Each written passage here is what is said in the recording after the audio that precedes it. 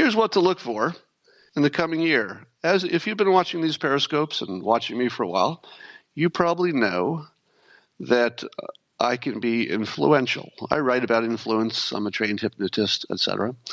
And many of you have noticed that some of the things I talk about seep into the common consciousness. Maybe directly, maybe it's coincidence, maybe it's confirmation bias. It's always hard to tell. But we're going to continue our ongoing process of influencing the world in positive ways.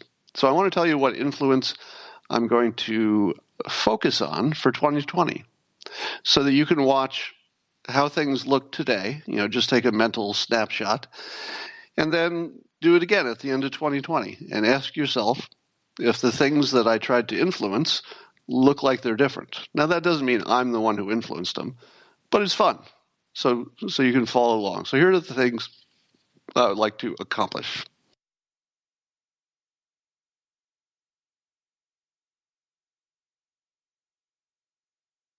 In a perfect world, I would like to see Democrats and Republicans agree on this, that 100% health care coverage, whether, let's call that insurance or just health care, is a goal.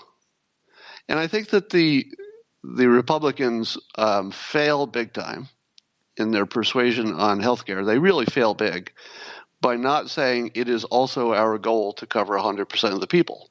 We want to do it a different way. Now explain what that is, because I don't think the case has been made. And if you're not going to make the case, Republicans, that you do want to cover 100% of the people in this country, you just can't take a moral high position. You just can't. You're just going to have to admit that the Democrats are better at this, more morally bounded, more biblically bounded. In every way, they have an advantage. And if you want to give them the advantage, go ahead.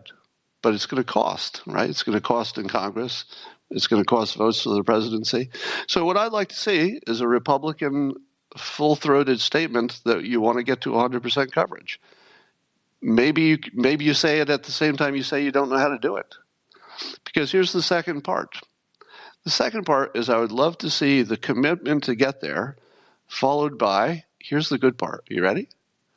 The good part is a public debate about how to get there. Not a political debate, not a debate of pundit against pundit, lobbyist against politician, politician against politician. Don't care. None of that is going to fix anything. We've done that to death. Here's what we need. In my perfect world, President Trump would say something like this. Hey, Democrats, there's one place we agree on. Everybody needs health care. We don't know how to get there. You've got several plans just within the Democrat side. Republicans have lots of ideas too. Let's have a national debate. A national debate where, actual experts and individuals could propose ideas and debate it out in some very transparent way without the politicians. Let's just let the experts battle it out, make it a show. Turn it into entertainment, turn it into a website, turn it into a contest, turn it into something that makes more attention. And then if you can get some kind of a national consensus on the best approach, and you probably can't, maybe you can get it down to the top 3, but you should let the public do what the government apparently cannot do. And the reason the government cannot do this is that as soon as the politicians get involved, you have no first problem, they don't know enough. Politicians are not the experts on healthcare, and you really need smart people to know enough about that area. It's just not a realm for politicians. They wouldn't know how to handle it. And then you add on top of that the political pressures on them, and then the lobbyists and the money, and you have a mechanism, a system, if you will, that can't work. So remember I talk about the golden age, which we're entering, being a time when we don't have shortages of anything. We have systems that aren't perfect, and as we fix our systems, then everybody's going to get enough of everything. So the system that's broken with healthcare is not, here's the trick, it's not the healthcare system that's broken, although that's also broken. What's broken is our decision-making process. And because healthcare is so complicated and so much money involved, it breaks our government. Our government was not designed to handle this kind of question. It's too big, and there are too many people with too much money trying to influence it. The government's the wrong tool. So you need a new tool. And as it happens, we don't have to invent it so much. We just have to use the tools we have, a new system, if you will. And that system is to get the to get the public directly involved and educated enough so that they can form some preferences based on what the experts put together. Maybe, let's say, 3 good packages, and each of them subject to further tweaking.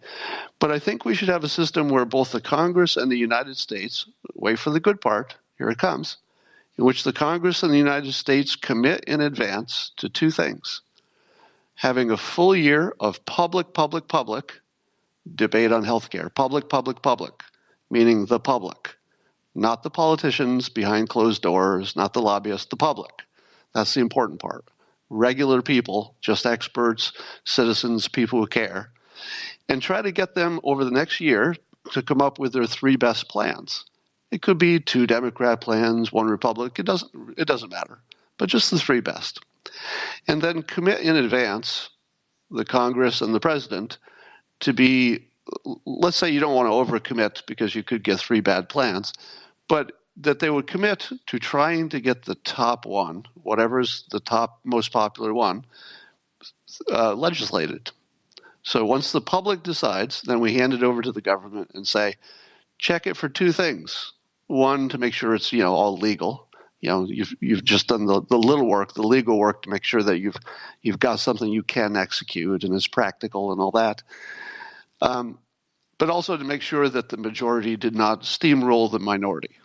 Right? That's one of the main purposes of government, is to make sure that just because something got the most votes, it's not some discriminatory, horrible thing. So you need a parental check, if you will, on whatever the public does.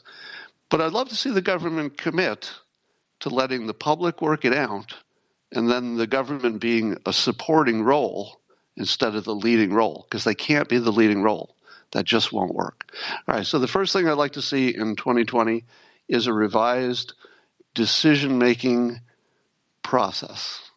All right, it might not look exactly like I described it, but look in 2020 for something that's a smarter way to decide and let the public get involved. That's the healthcare goal. In a perfect world, we'd see somebody suggesting various tests where they could test different things. Let's talk about the homeless situation. As you know, probably the most productive voice on the homeless situation right now is Dr. Drew.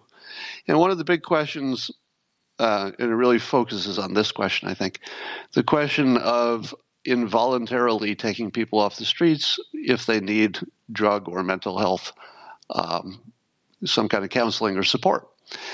Now, the problem is that people have free will, and if they say, I do not want to go into your support program, they don't have to.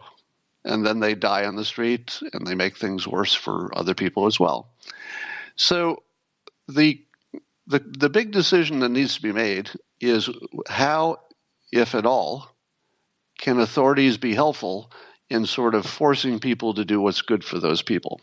So that conversation is going to get really loud in 2020. So I'm going to help push that one. And you won't know. Here's what we mostly need to fix the homeless problem. Are you ready? I'm going to tell you something you've never heard. So as long as you've been hearing about the homeless problem, and now you're a little bit smarter because you know it's not about homes. It's not even about the cost of the homes for the homeless. It's about their drug problems and their addictions. Their addictions and their mental problems primarily. So here's another thing that you've never heard. All right? The reason we can't solve it is that we don't have project managers. That's the thing that's missing. Here's what I mean. Do we have enough billionaires and or government funding to test some different solutions for the so-called homeless problem that really is really about a people problem? And the answer is we do. We have billionaires who are literally saying, I got billions of dollars. If you can give me one good idea, I'll give you some money to test it. That's easy. Believe it or not, the money part, remember, that's the mark of the golden age. We don't have a resource shortage. What we have is a system problem, and the system is lacking a project manager. Now, I'm using a project manager, a very loose term, for somebody who can put together a plan. Maybe it's a plan informed by Dr. Drew's ideas. Maybe it's a plan informed by locally here. There's a Delancey Street project. Delancey Street. Anyway, it's a rehab facility that works really well. Maybe somebody could say, hey, that one works really well. I'll be your project manager. I need a billionaire or a government fund to fund it. And then that will be my job to try to implement this in a new state, and it will be a test. And I'll make sure that we're measuring everything so we know if it worked. And then there are a few other project managers getting other money from other billionaires, and they do their separate project. They say, hey, we'll take these blocks in LA. We might need some help from the government suspending some, regulations or something, because we're just going to test. Give us a year, and we'll tell you what happened. Now, until you see something like a project manager profession form around trying these social goods, and until you hear the names of people and see them on TV saying, hey, yes, I'm running something, let me tell you about it. I already have the money from a couple of billionaires. So that's what you're going to see with the so-called homeless problem. That's not a homeless problem. You're going to see people stepping up and saying, I will be your project manager, and I've got this experience. Who can fund me? And then the funding will happen. I can almost guarantee the funding. Even people that I know personally, I probably personally know enough people to fund some studies on fixing the homeless problem that's not really a homeless problem. Let's talk about nuclear. As I said before, I think that we've made tremendous progress, we meaning all of you watching on the internet, Mark Schneider especially, Michael Schellenberger also especially, the people who are sort of our experts helping us spread the word that nuclear technology is not the old nuclear technology that was relatively unsafe compared to anything that we have today, and that the newer generations, the Generation 4, will eat nuclear waste, and they're far safer and can be less expensive and all that. So I would like to see that. Here's the goal for 2020. For 2020, I want it to be embarrassing for any public person to say that nuclear is not part of the solution. It should be something that they know not to say out loud anymore.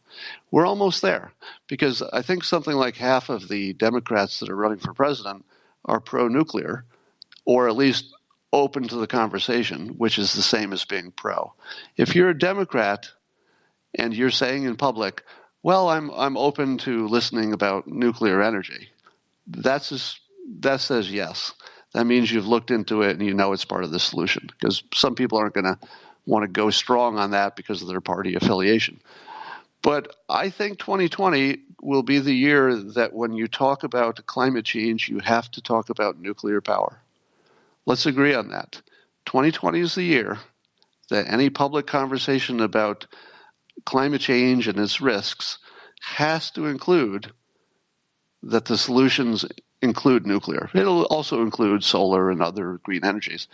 But I think this 2020 will be the year that everybody just understands that that's part of it. And that's a big, big, big deal. Let's talk about North Korea. North Korea is a funny little situation, because we're having well, here's the problem. We're taking what I would call a military filter and putting it on North Korea, and that's the problem. There was a time in our history when North Korea was a military problem, And the right filter to put on it was a military filter. Hey, they look dangerous. We better put our military forces on there to counter them. Military. But much has happened. Decades have passed. President Trump has come into office. There's a whole different understanding with North Korea in terms of what we want out of them, what they want out of us. Today, our reasons to have a military filter with North Korea are largely gone, because it's turned into a psychology problem that we're using a military filter on. You can't solve a psychology problem. Well, sometimes you can solve a psychology problem with the military, but not this time. You could definitely change people's thinking by attacking them, but in this case, you have a psychology problem. And the psychology problem is we don't trust the other. And that's a hard place to fix, right? If you don't trust the other, then who can go first? And that's been the problem you've observed, right? So North Korea is saying, we don't trust you, United States, but if you go first, and of course we say, we don't trust you, North Korea, but if you went first, and that apparently has no chance of working because there's not enough trust. You have a psychology problem. So how do you deal with something that's a psychology problem that we're dealing with a defense filter? Well, the first thing you have to do is get out of that filter.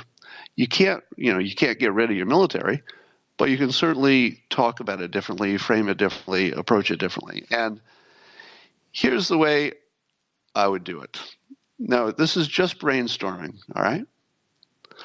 I would say to North Korea, directly or indirectly, privately or not privately, the reasons that the United States and North Korea were ever military adversaries just doesn't exist anymore.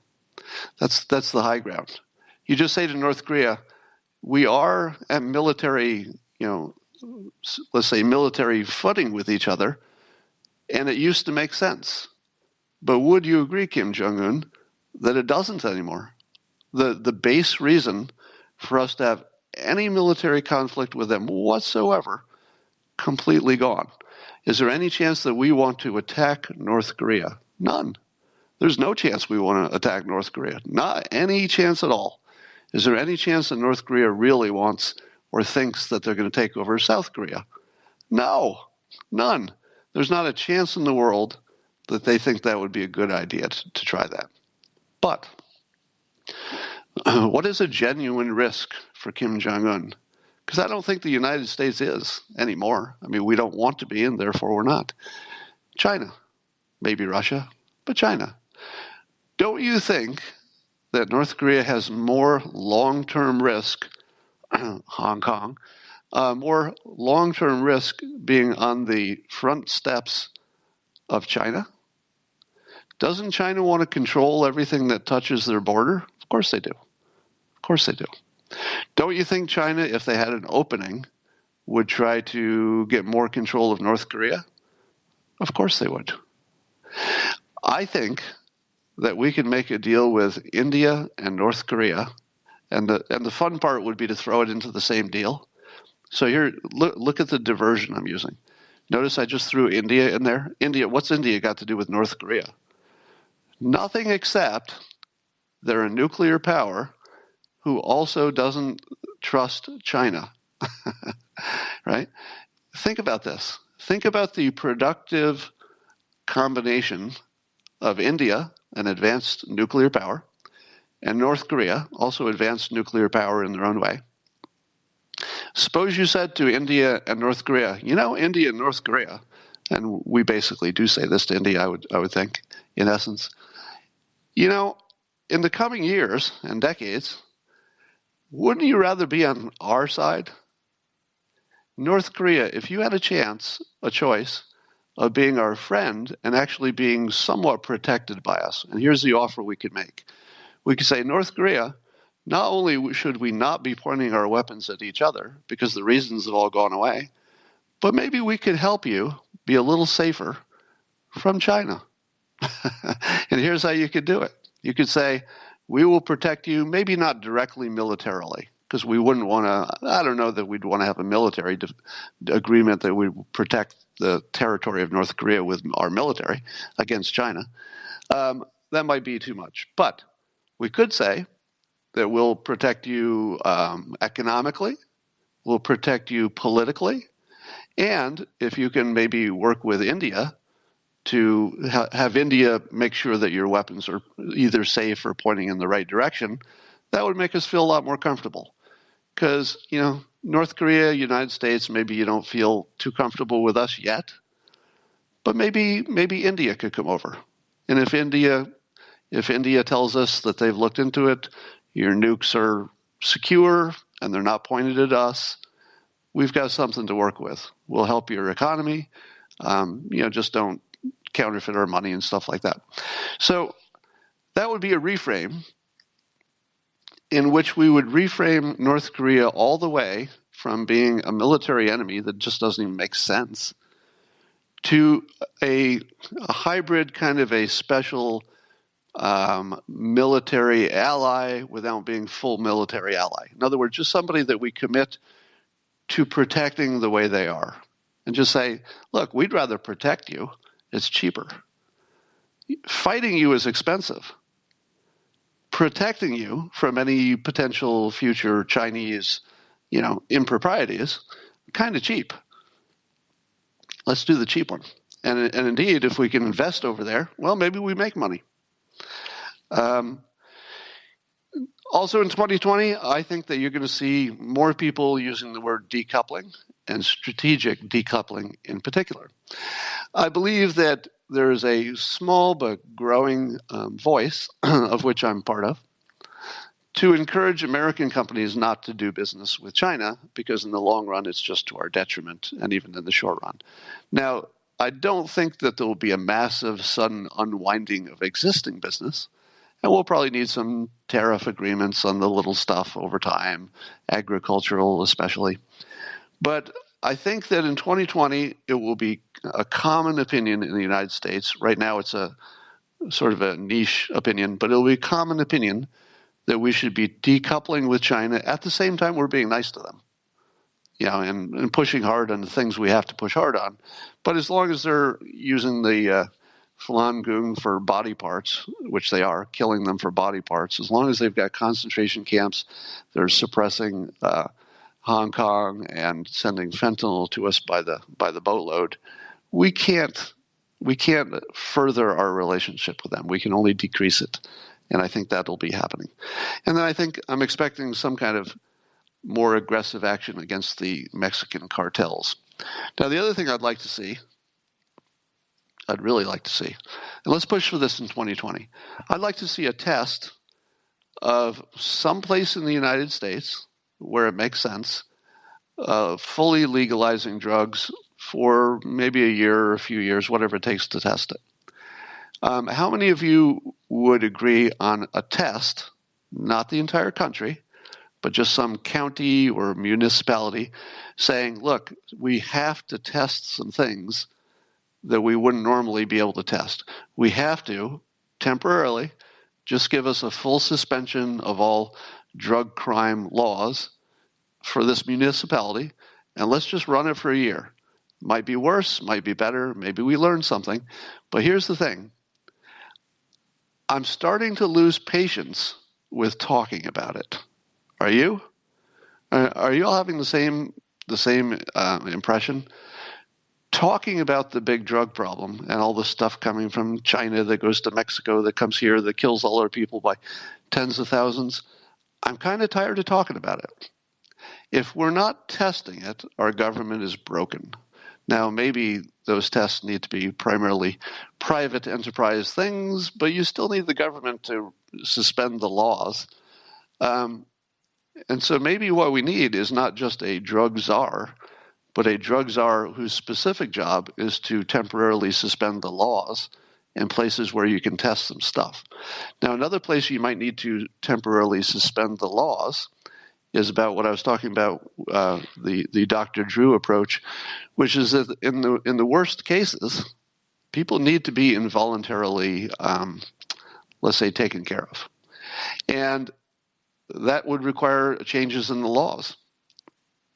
So perhaps we need some kind of a federal czar who can, at the, let's say, the request of the local governments, because they'd have to be in on it, can suspend all the laws just for the purpose of testing and just temporarily.